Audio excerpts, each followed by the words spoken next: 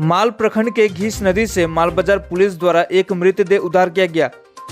मृत व्यक्ति की पहचान राजकुमार उरांव 31 वर्षीय के रूप में हुई, जो कि उदलाबाड़ी चाय बागान के बाबूजोत क्षेत्र का था। जानकारी मिली कि आज रविवार सुबह को बाबूजोत घीस नदी क्षेत्र में स्थानीय लोगों को एक मृतदेह देखने को मिला। सूचना पाकर मालबाजार पुलिस मौके पर पहुंची। पुलिस ने शव को कब्जे में लेकर पोस्टमार्टम के लिए जलपाईगुड़ी भेज दिया।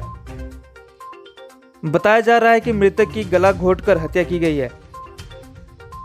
सूचना पाकर मालबाजार के आईसी सुजीत लामा मौके पर पहुंचे।